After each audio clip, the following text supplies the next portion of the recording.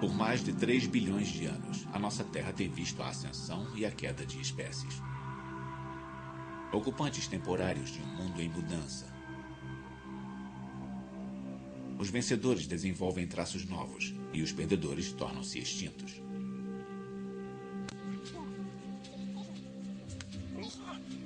E então, há cerca de 5 milhões de anos, surgiu um animal cuja vida foi modelada pelo pensamento, bem como pelo instinto.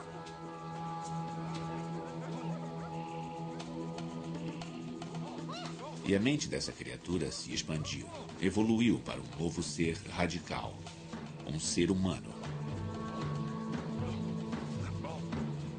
Mas como eles tornaram-se nós? Somente conhecendo-os, podemos conhecer verdadeiramente a nós mesmos e responder à pergunta mais importante de todas. Humanos. Quem somos nós? O nascimento da mente humana. Distribuição sinapse. Primeiro ato. Preparando o palco. Nós achamos que sabemos quem somos. Homo sapiens, a espécie mais inteligente e versátil da Terra. Muita coisa em nós é diferente dos outros animais. Nossa música, nosso movimento, nossas habilidades, nossas vozes e palavras. Somos espertos o bastante para viver em qualquer lugar do planeta Terra e até para sonhar com viagens a outros mundos.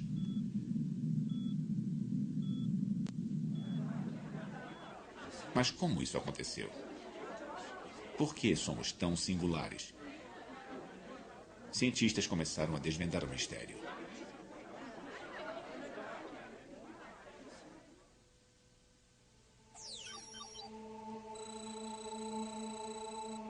É uma história que começa na África, há mais de 3 milhões de anos.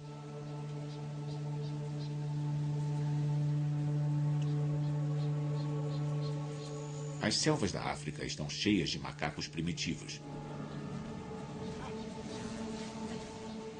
Seres que andam sobre 4 membros. Ninguém os chamaria de seres humanos. Mas há feras novas na área.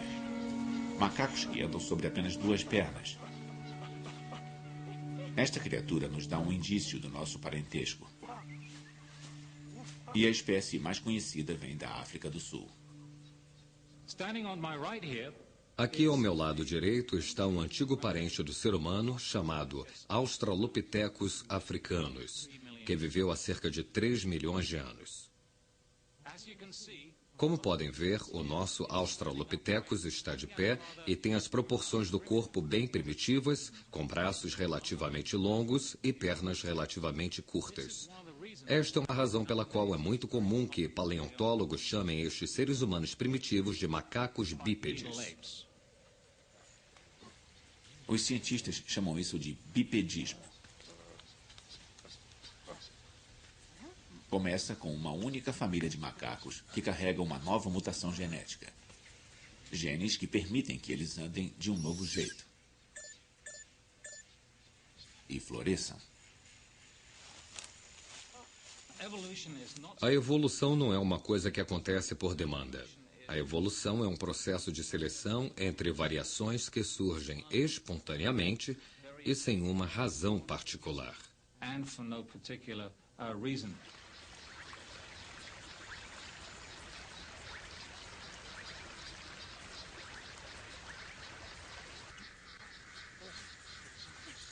O andar em pé começa por acaso. Mas ficar em pé é melhor para sobreviver. Se torna uma vantagem. Os cientistas chamam isso de seleção natural. Mas por que andar em 2 pés ajuda tanto? A resposta pode estar no clima. Outrora, a África era um lugar muito diferente. Não havia o deserto do Saara, nem a planície do Serengeti. Apenas florestas densas. Um paraíso para quem vive em árvores. Mas há 5 milhões de anos começou uma era de resfriamento global. Uma era do gelo na Antártida. E as geleiras arrastaram-se para o norte, roubando umidade dos oceanos e das nuvens. A África seca. Aquelas selvas impenetráveis viram florestas, bosques e planícies. Mas esse desastre não impede os homens macacos. Longe disso.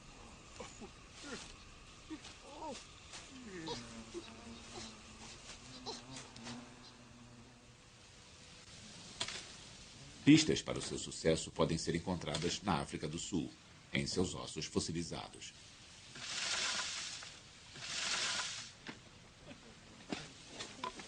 Lee Berger é um paleoantropólogo, um especialista dos macacos que viraram os primeiros ancestrais dos seres humanos.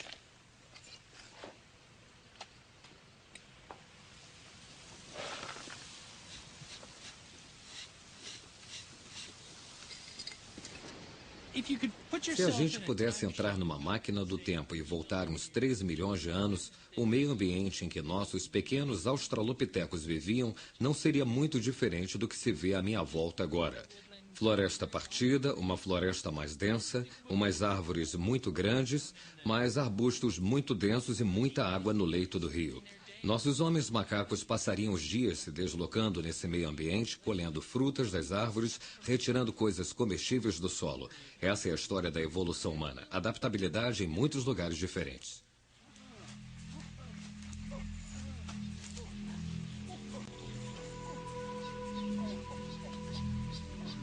Os australopitecines podem andar de um pequeno grupo de árvores até outro. Eles são altos o bastante para ver o perigo por cima da vegetação. Estes esquisitos foram os sobreviventes. Mas a maior parte dos andarilhos, sobre 4 membros, não se adaptou.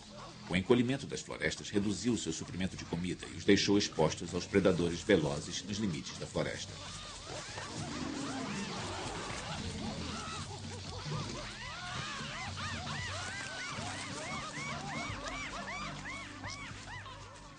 Muitos foram extintos. Os australopitecines tomaram florestas no leste e no sul da África.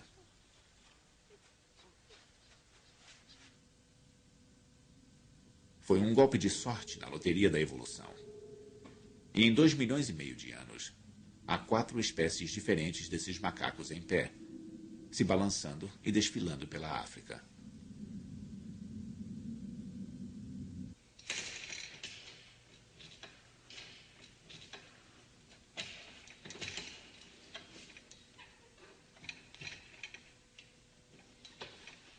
Nossos corpos detêm a mesma característica. Braços para balançar.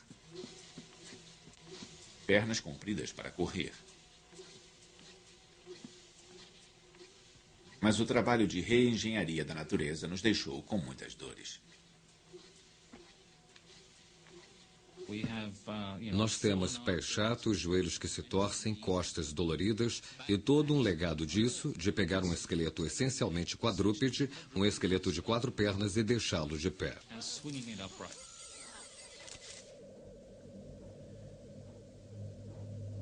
Sentimos dores, logo existimos. Mas um novo jeito de andar levou a um novo jeito de pensar? Os fundamentos básicos sobre o que nos torna humanos, o que nos torna fundamentalmente diferentes de todos os outros animais neste planeta, incluindo os nossos parentes próximos, os macacos, tiveram seus fundamentos nesses australopitecines. Quando andamos sobre 2 pernas, quando olhamos para o mundo como um objeto tridimensional a ser manipulado e usado, abrimos um mundo para nós a que nenhum outro animal poderia ter acesso do jeito que nós podemos ter. Ficando em pé em cima do capim, os homens macacos encontraram um mundo totalmente diferente de seu lar florestal. Mas eles perceberam isso? Seus cérebros não ficaram maiores. São do mesmo tamanho que o de um chimpanzé. Eles têm apenas 1/3 do tamanho do nosso. Mas, às vezes, Tamanho não é tudo.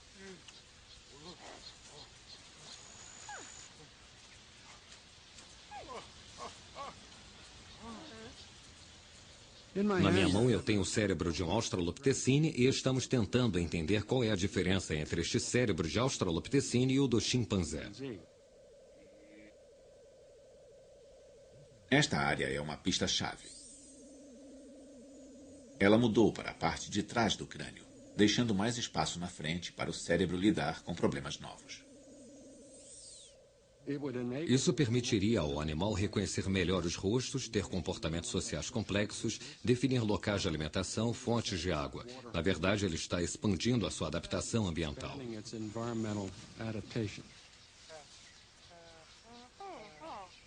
As regras são claras e cruéis. Usar a inteligência para ir a campo e comer rápido antes que alguma coisa o coma. Eles deviam estar em perigo constante. Então, uma das coisas que eu acho que deve ter sido importante foi reconhecer os sinais da natureza, aprender o que querem dizer os rastros no solo, manchas de sangue, vegetação partida, etc, etc. E isso parece ser uma coisa que os macacos pequenos e os grandes são totalmente cegos.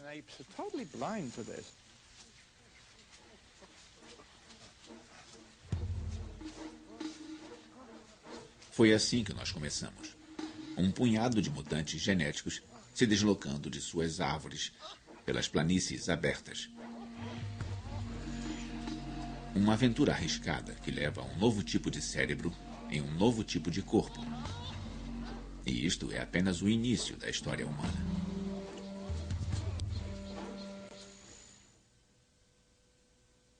Segundo ato, os primeiros inventores. Os australopithecines florescem na África há 2,5 milhões de anos. Um traço vencedor, nada ruim.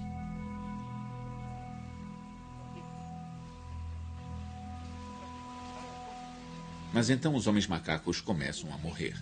E, de novo, eles podem culpar o clima.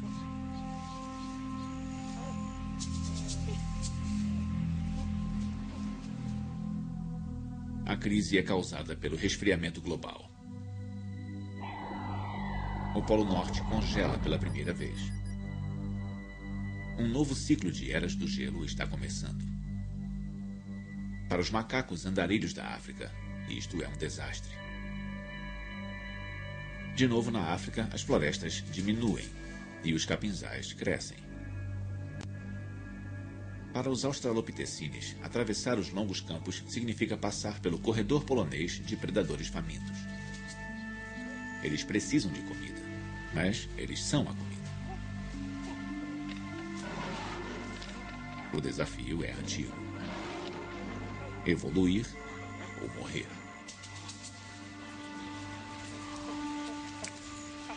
Felizmente aparece uma nova mutação entre os homens macacos.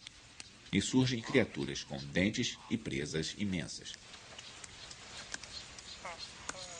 Elas comem castanhas e raízes duras. Este vegetariano durão, chamado robustus, é estudado pelo paleoantropólogo Rick Potts. O que temos aqui com o Robustus australopithecine é o que eu gosto de chamar de a máquina de mastigar na história de nossa família. Esta é uma espécie muito bem sucedida que tinha jeito para se adaptar às mudanças climáticas da época, a secagem da savana africana. Era uma criatura adaptada à savana, um especialista em habitats, mas muito bem sucedido nos meio-ambientes daquela época.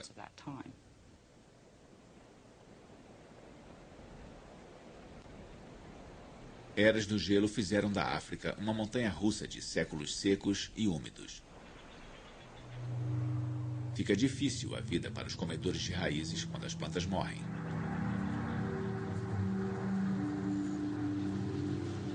E após 1 milhão de anos, os robustos descobrem que se especializaram na comida errada. Eles morrem. Um beco sem saída evolutivo. Mas, por sorte, há mais de um jeito de evoluir para um homem macaco melhor. Quando os meio-ambientes mudam, há duas estratégias que podem ser usadas para a evolução dos animais. Uma é virar um especialista, se adaptar a uma faixa estreita e específica de habitats e condições, como a maioria das espécies hoje. O segundo modo é virar um generalista, que é expandir as opções da sua linhagem, diversificar o seu comportamento e ser capaz de viver em uma grande variedade de ambientes. Essa também foi uma estratégia bem-sucedida e importante, principalmente na evolução humana.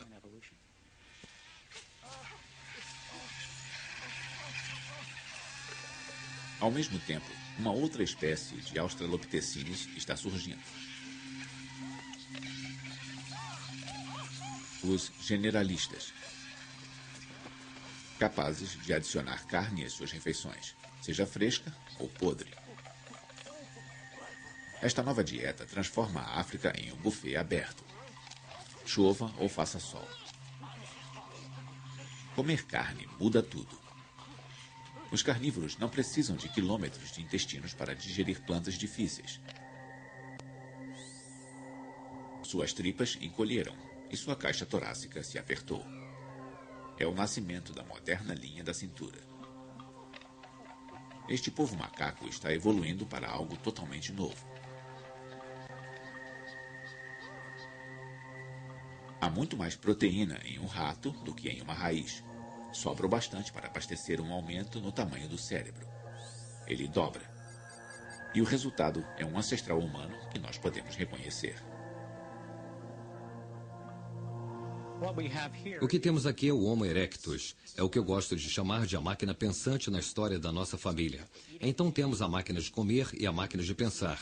E podemos ver que sua cabeça dá muito menos ênfase em comer os alimentos difíceis da savana que estavam disponíveis na época e é mais propícia a desenvolver um cérebro grande.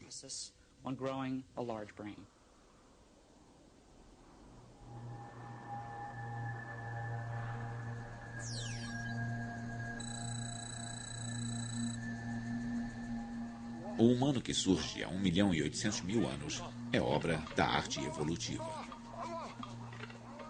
Alto e magro, rápido e inteligente.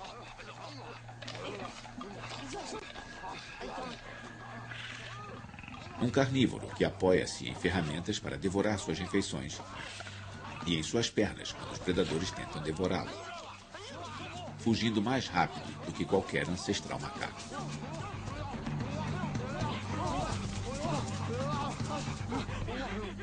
Ao meu lado está um Homo ergaster macho, ou também conhecido como um antigo Homo erectus africano, que era membro da espécie humana mais antiga que conhecemos e tinha as proporções do corpo exatamente como as nossas. Eles tinham cérebros relativamente pequenos, com apenas metade do tamanho do nosso, mas um rosto reduzido e, em geral, pareciam muito mais conosco do que seus antecessores.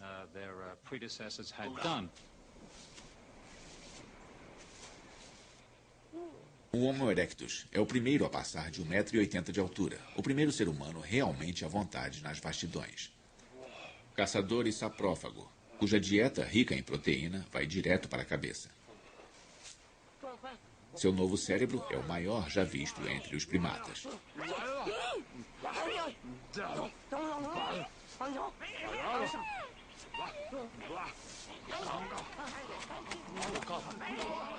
O Erectus ganha um cérebro grande por acaso, graças à sua dieta. E isso resulta em um mundo de novas possibilidades. Ele começa a quebrar pedras para cortar e fazer ferramentas. Homem macaco algum jamais sonhou com tais coisas. O Homo erectus desenvolveu a capacidade de arrancar pedaços grandes de pedras das rochas e seixos. Temos, por exemplo, esta aqui, que tem esta marca imensa onde foi destacada de um pedaço de pedra bem maior. E aí o Homo erectus usava uma outra pedra para tirar lascas, ficando muito afiada.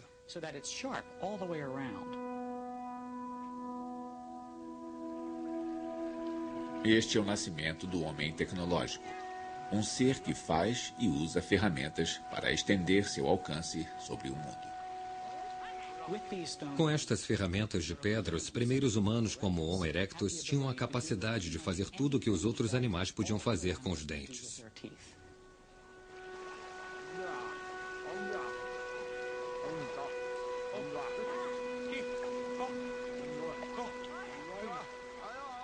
O Erectus é o primeiro a ver uma lâmina em um punhado de pedras.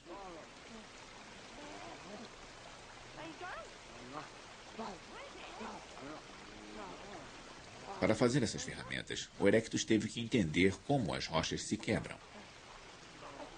Habilidades que se apoiam em um tipo especializado de inteligência humana totalmente novo, de acordo com o antropólogo Stephen Maiden.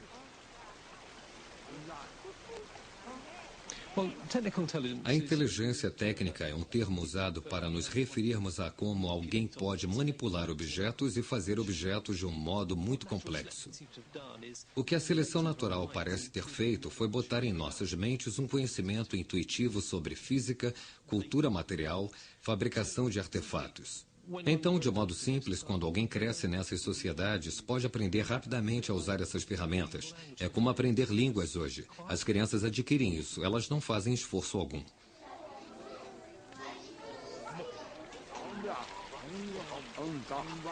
Podemos ver uma sombra de nós mesmos neste antigo prodígio das planícies africanas.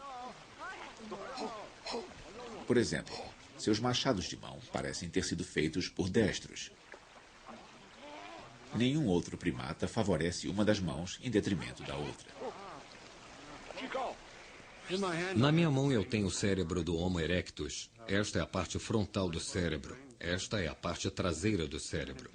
E além do seu óbvio tamanho maior, os dois hemisférios não são simétricos. Ou seja, o esquerdo na parte traseira é levemente maior e ele é levemente maior à direita na parte lateral. Nós achamos que isto tem a ver com a capacidade de distinguir direita de esquerda e nos dá a primeira evidência de destros no registro fóssil.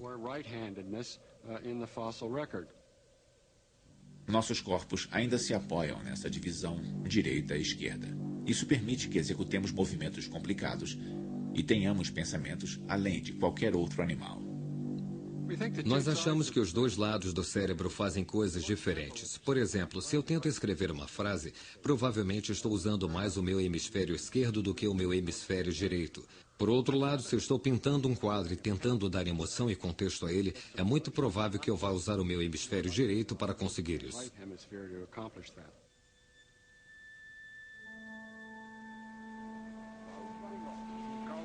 Um novo cérebro em um novo corpo. As primeiras partes da mente moderna estão surgindo.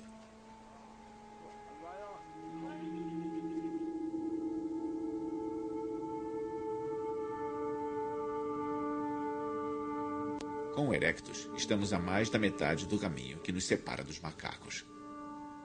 Mas nós devemos uma outra nova habilidade ao Erectus, uma que vai mudar o mundo.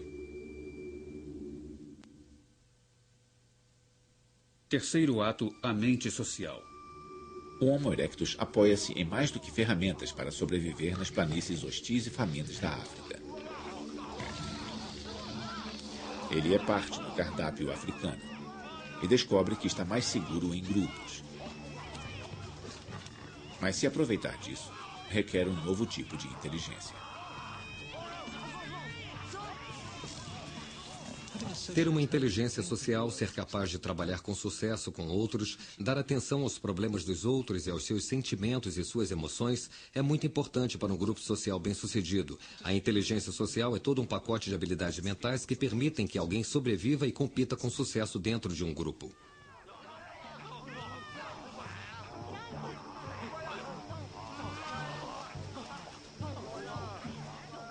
O Erectus vive em grupos de 2 a 100 pessoas, muito maiores do que qualquer sociedade de macacos.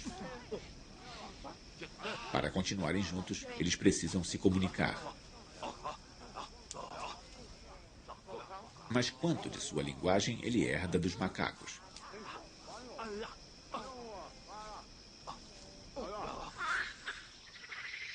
Para os macacos, grandes ou pequenos, os gritos eram usados para avisar sobre um perigo iminente ou para fazer propaganda de sexo.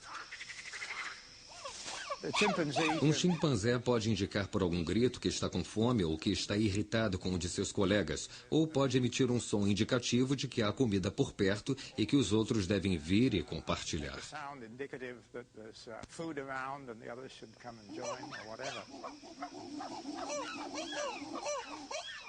Os chimpanzés não formam frases com seus sons, nem contam histórias. Mas ainda há ecos da fala dos macacos em nossa linguagem de hoje.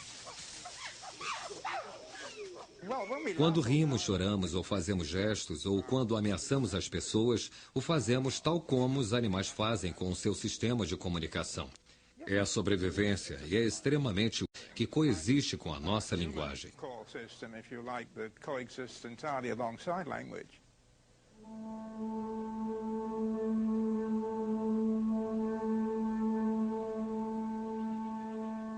Enquanto grupos de Homo erectus vêm e vão, perambulando e se agrupando, eles evoluem para além da comunicação emocional, até a primeira linguagem humana primitiva.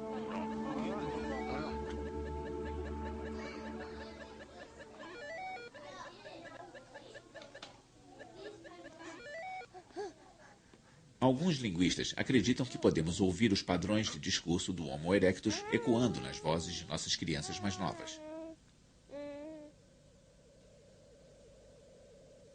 Como a maioria dos mamíferos, o erectus e os filhos do ser humano moderno nascem com laringes altas. Isto restringe o alcance dos sons que eles produzem, causando o que chamamos de falar como criança. As crianças modernas crescem sem isso.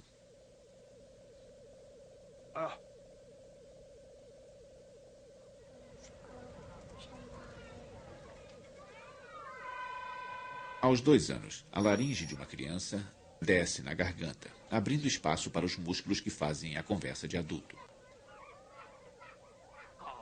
Mas para o erectus, o falar como criança pode ter durado uma vida.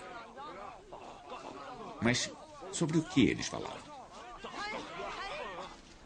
Quando vemos como usamos a linguagem hoje, a maior parte é fofoca. Falamos sobre relacionamentos sociais. Eu acho que há um bom argumento de que o nosso amor pela fofoca hoje é uma ressaca evolutiva e nos diz para o que a linguagem evoluiu originalmente. Esse elo com a conversa fiada é intrigante, mas o linguista Derek Bickerton acha que o Homo erectus tinha assuntos mais urgentes em mente. Eu sei que há uma escola de pensamento que alegava que a linguagem se desenvolveu para que os homens pudessem saber o que suas esposas estavam fazendo quando eles estavam fora caçando.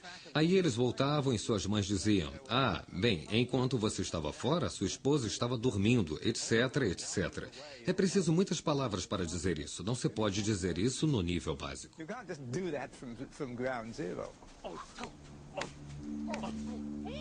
O Dr. Bickerton acredita que as primeiras frases humanas foram informações sobre onde o jantar estava sendo servido. Seria possível para um desses grupos de caça conseguir comida, trazê-la para os outros e contar como foi. É muito mais econômico se for resumido a uma palavra. Vocês podem vir com suas pedras e gravetos e afugentar as hienas. E pronto, comida para uma semana.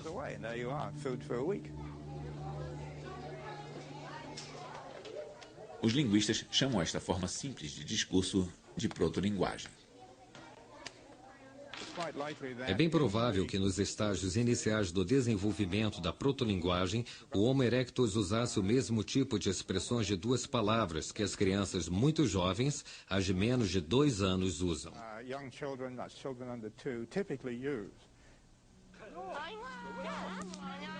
Ferramentas de pedra e a linguagem simples dão ao erectus uma vantagem evolutiva. Ele sobrevive por bem mais tempo depois de todos os homens macacos terem sido extintos.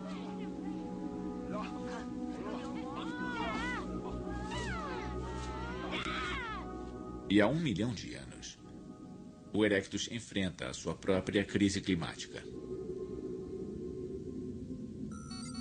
Uma grande série de eras glaciais, durando 90 mil anos de uma só vez, secou a África, criando as grandes savanas que conhecemos hoje. Mas há também décadas de clima de vapor úmido alternadas com a seca e o frio.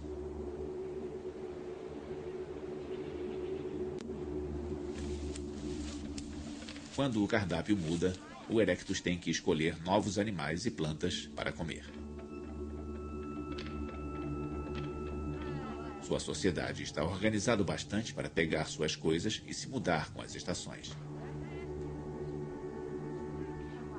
Eles são os primeiros nômades, seguindo grandes migrações de caças, se aventurando em território desconhecido.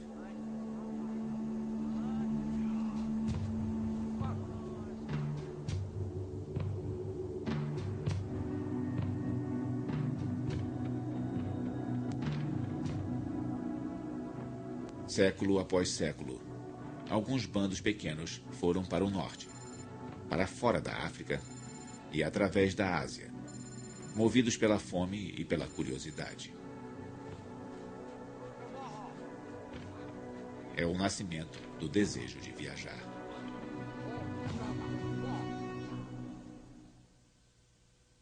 Quarto ato, o nascimento da primeira mente humana. Há 800 mil anos, o Homo erectus se tornou o primeiro humano a entrar na Europa, chegando pela Espanha. Mas enquanto o Erectus se expande e explora, a evolução humana sofre uma parada.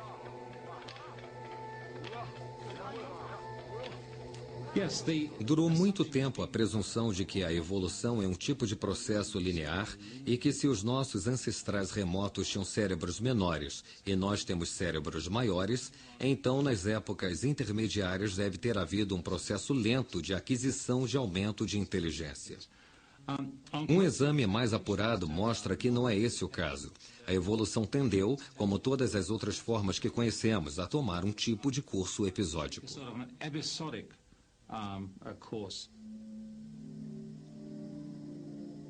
Com um cérebro da metade do tamanho do nosso, o Erectus é capaz de falar e de perambular. Mas ele faz as mesmas ferramentas pelo incrível período de 1 milhão de anos. Hoje, a tecnologia muda a cada dia. Mas para o Erectus, a inovação é literalmente impensável. Uma parte da mente humana moderna não está lá. Mas isso vai mudar na Europa durante a Era do Gelo. O Erectus encontra um mundo muito diferente de seu lar africano. Ele enfrenta a extinção na neve.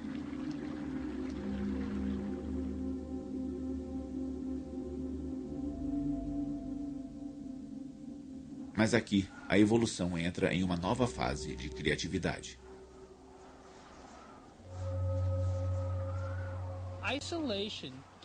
O isolamento pode ser uma vantagem seletiva, permitindo que certos aspectos se sobressaiam em uma população e que essa população se expanda quando acabar o isolamento. Há muito espaço na Europa para ficar isolado e para aparecerem novas raças de humanos. O tamanho do cérebro começa a crescer. Primeiro, há cerca de 500 mil anos, e depois, por volta de 200 mil anos atrás, um cérebro tão grande quanto o nosso, em uma criatura chamada de Neandertal.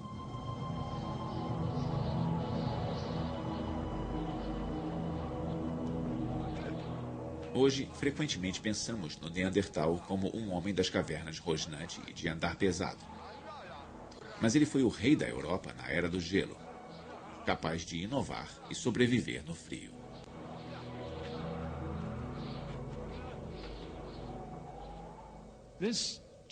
Este cavalheiro aqui à minha direita é o Neandertal.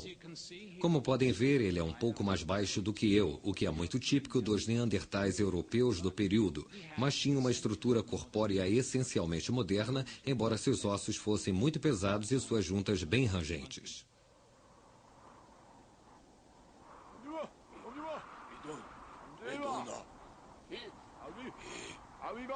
Os neandertais são baixos e têm bom isolamento térmico, feitos para sobreviver no frio.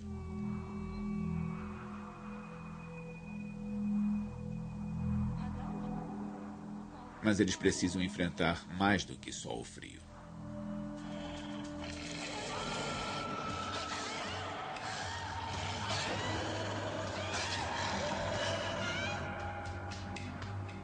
Há evidências de que os neandertais caçavam as suas presas, em muitos casos, em espaços confinados. E talvez por isso, muitos neandertais apresentem ferimentos e fraturas. Isso pode ser resultado de acidentes de caça.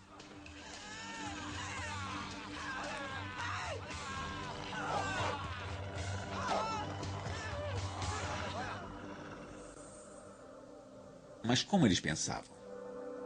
Os esqueletos mostram muitas fraturas curadas, sugerindo que homens e mulheres com ferimentos terríveis podem ter sido mantidos vivos apesar de suas incapacidades.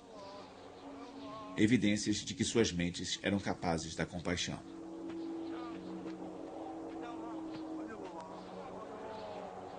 Outra pista do comportamento neandertal vem do formato de seus cérebros.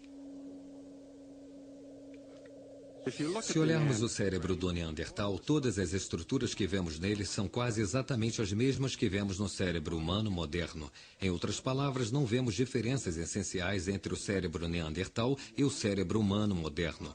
Portanto, alguns acham que os padrões de comportamento Neandertal eram exatamente como os do moderno Homo sapiens.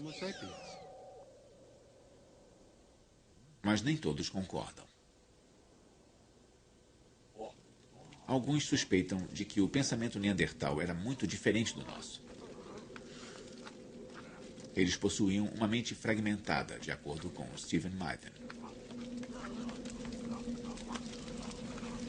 Acho que os neandertais tinham o que chamo de mentalidade de domínio específico. Eles tinham inteligências independentes que não eram totalmente ligadas. Para os neandertais, podia ser impossível fazer uma ferramenta e sonhar acordado ao mesmo tempo. Eu acho que de muitas formas os neandertais eram melhores para pensar sobre algumas coisas do que nós somos hoje. Acho que seus poderes de concentração deviam ter sido imensos. Quando estavam fazendo as ferramentas de pedra, não se distraíam, eles só faziam ferramentas de pedra. Os neandertais viveram tão recentemente que muitos cientistas acreditavam que eles deviam ser nossos ancestrais diretos. Uma teoria que agora pode ser testada.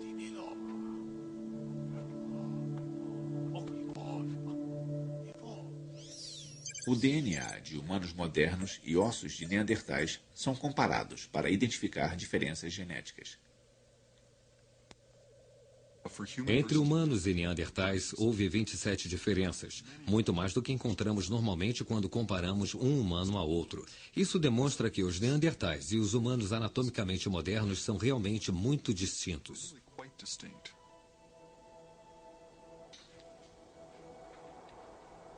A velha teoria estava errada. Os neandertais não são nossos ancestrais diretos, mas são nossos primos. Há 200 mil anos, a Europa era o lar de uma espécie de humano com um cérebro tão grande quanto o nosso. Humano, mas não um de nós. Com certeza não devemos nos considerar como a medida do que é o ser humano. Nós somos totalmente humanos e os neandertais também eram. Não somos o único jeito possível de ser humano. Os neandertais eram como nós em muitos aspectos, tão humanos quanto nós. E é difícil para algumas pessoas se acostumarem à ideia dos neandertais serem diferentes de nós, mas mesmo assim serem totalmente humanos.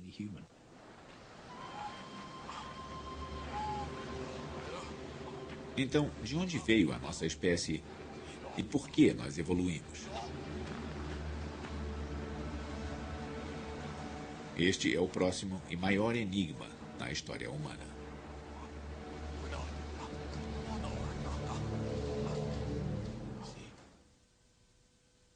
Quinto ato, os primeiros seres humanos.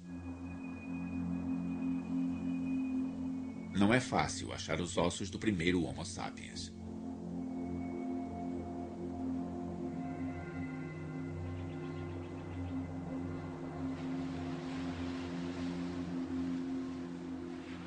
Até agora, a evidência mais antiga vem de uma caverna à beira-mar, perto da cidade do Cabo, na África do Sul.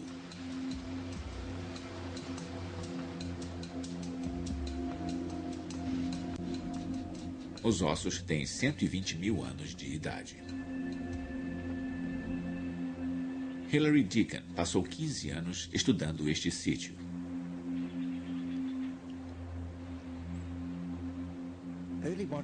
Os primeiros humanos são diferentes de seus predecessores por terem uma testa muito mais vertical, por terem queixo e vários aspectos cranianos anatômicos. Talvez eu possa explicar isso mostrando alguns dos fósseis. Este fóssil aqui é de um tipo de humano arcaico.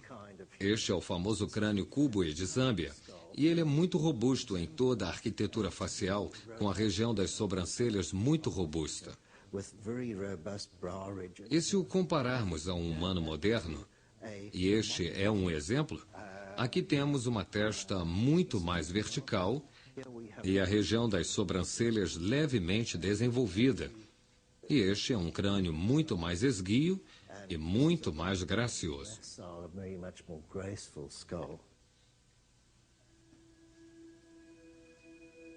Em fragmentos de ferramentas e ossos, os pesquisadores procuram pistas da estrutura da sociedade humana.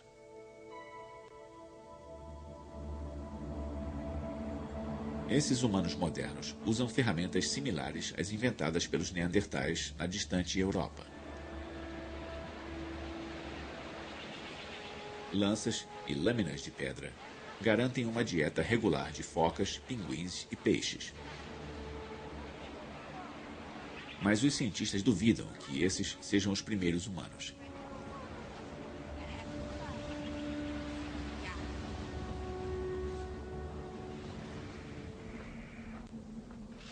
Até que ossos mais antigos sejam encontrados, o local de nascimento de nossa espécie é um mistério. Duas ideias surgiram. A primeira é chamada de teoria saído da África. Se for verdadeira, todos nós começamos aqui, em algum lugar das vastas planícies da África.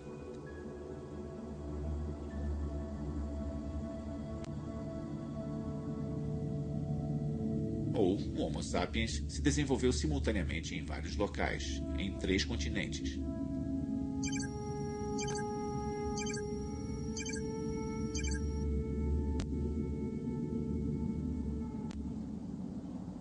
Por essa teoria, alguns neandertais na Europa evoluíram para formas modernas.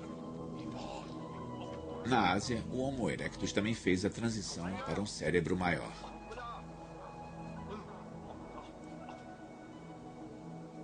Três espécies na época, uma espécie agora. Se esta teoria multirregional for verdadeira, estes grupos separados teriam se deslocado, se encontrado, se acasalado e trocado genes até que todos os humanos da Espanha até Java virassem uma raça comum. Os geneticistas como Lynn Jordi são céticos. Um dos problemas reais da hipótese multirracial é que ela requer um número imenso de seres humanos na África, na Ásia e na Europa para permitir que o gene flua. Uma população muito pequena de humanos, 10 mil ou menos, não é o bastante para cobrir o globo em uma quantidade suficiente para permitir que o gene flua ao nível que seria necessário.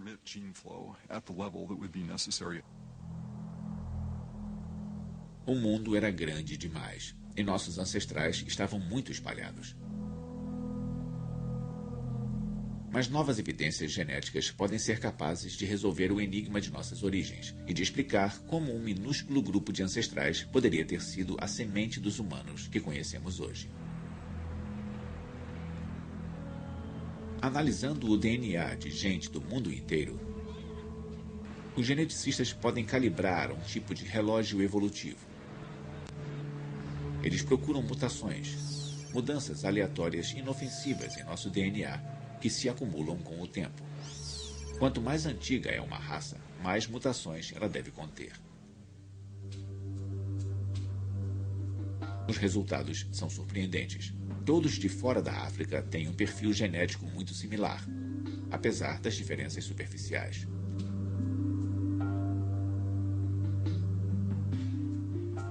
Mas o povo africano é diferente. Seu DNA contém uma variedade muito maior de mutações. A diversidade africana é substancialmente maior, significativamente maior do que a diversidade de fora da África. Isso é o que se esperaria em uma população mais antiga, a população original dos anatomicamente modernos seres humanos. Esta pode ser uma evidência de que os seres humanos modernos se originaram naquela população africana mais antiga. Saber que todos viemos da África nos aproxima mais de descobrir os nossos Adão e Eva evolutivos. Mas deduzir onde a humanidade começou não explica como a humanidade começou. Para achar essa resposta, temos que voltar à África há 150 mil anos. Há uma espécie humana primitiva aqui, descendente do Homo erectus. Estes seres são nossos ancestrais diretos. Eles evoluíram porque encontraram sérios problemas.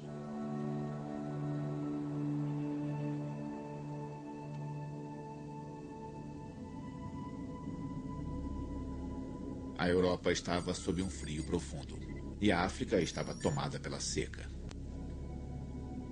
Os desertos hostis se espalharam, criando barreiras que nossos ancestrais não podiam ultrapassar.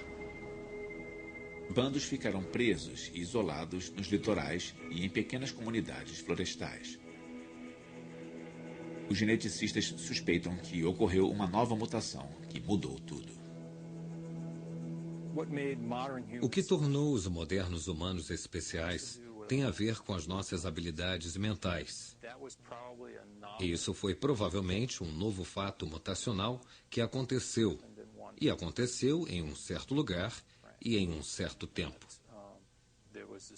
E aí, provavelmente, houve essa pequena mudança genética. Uma mudança acidental em uns poucos genes pode mudar radicalmente o modo como as pessoas vivem e pensam.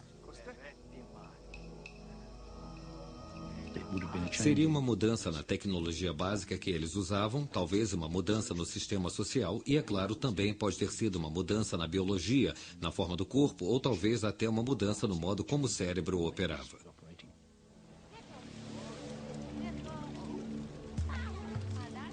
Alguma coisa nova apareceu na Terra.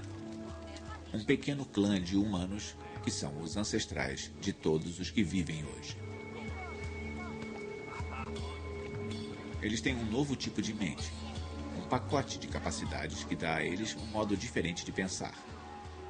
O nosso modo de pensar.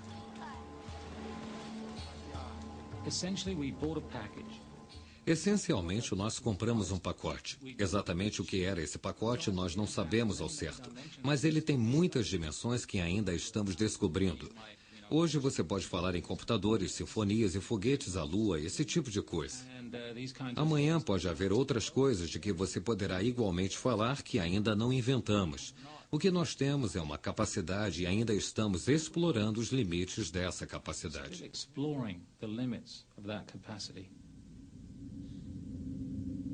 A nossa espécie e a nossa mente levaram 5 milhões de anos para evoluir.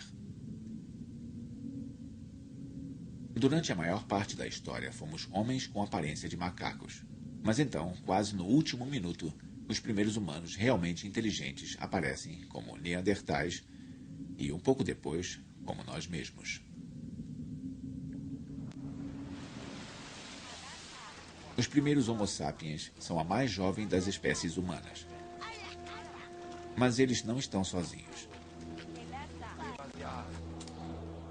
Na Europa, os neandertais continuam sua luta para sobreviver na Era do Gelo. Na Ásia, o Homo erectus ainda está se fortalecendo.